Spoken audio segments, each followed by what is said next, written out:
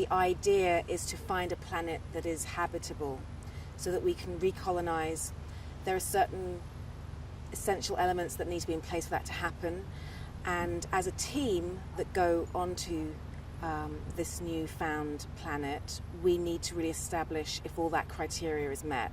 My job as a biologist is to see if human life can be sustained in terms of food, sustenance, those kinds of things. We also need to know if we can terraform, which is where Daniel's expertise comes in.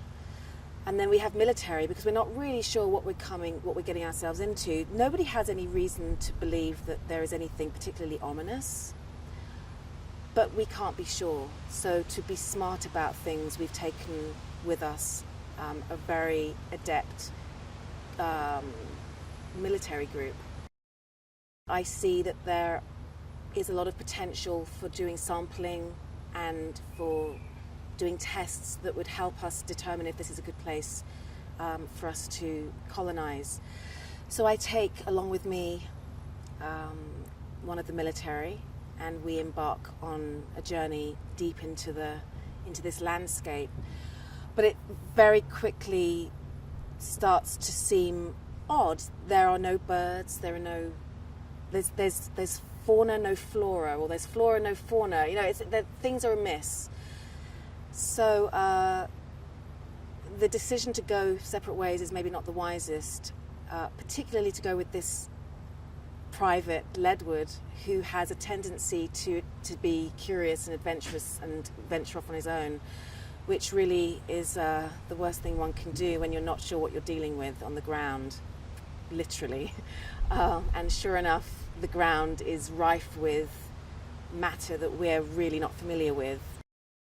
Once in the med bay, it's quite clear that we're dealing with things that are really above and beyond anything that we've handled before. And I think there's a moment for Karen that she recognizes the futility of trying to continue to help, and that's when things get extremely stressful and anxious. And I think it's going to be I think it's going to be the first moment in the movie for the audience that they really are reminded of the dread that we come to associate with alien movies. There comes a point where Ledwood is almost becoming beast-like in his agony, and in that moment he gives birth to a neomorph, and it's a really horrifying thing to witness, even as an actress in the room, knowing that you're working with prosthetics and actors and special effects. It was still such a visceral moment for all of us that it had me emotional in a way I wasn't really anticipating, which was great. And hopefully that was caught on camera, but it was also testament to the work of the special effects unit. The energy that Ridley has been quite amazing to watch. This is a man that has had a really astonishingly long and lustrous career, and he still seems to come to it with the same level of energy and inspiration and clarity of vision that I suspect he had on the first Alien. And I just feel very lucky that I've had a chance to experience that. We all have this deep-seated suspicion that our time on planet Earth is up, potentially, in the very near future. And so what is left for us going forward, I think, is this question that we all grapple with, even if not consciously. I think subconsciously it's there, it's subliminally there. If you're a parent and you're raising children, what are we passing on, these kinds of things.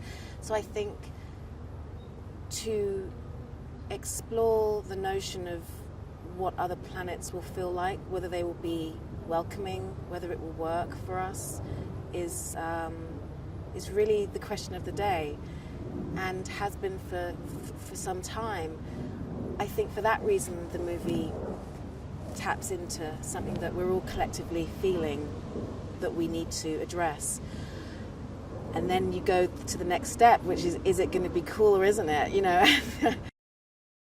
In the original was so brilliant in that there was so much you didn't see. There was so much that you were left pondering. And I think dread is something that he talks a lot about. And I think he's masterful at creating dread, which is different from fear, and it's different from anxiety. Dread is something else, and I think he's found ways to incorporate that into this movie. So did you like that video? Well, I've some interesting movie extras facts for you. Matte paintings were extremely popular before the CGI era. These are actual projections or paintings placed behind foreground objects to trick audiences into believing the actors were in a different location. Examples include the Statue of Liberty jutting out from the sand in Planet of the Apes from 1968 and the Emerald City awaiting Dorothy at the end of the Yellow Brick Road in The Wizard of Oz from 1939. Subscribe to our channel and check the notification bell to always be up to date with all the latest releases.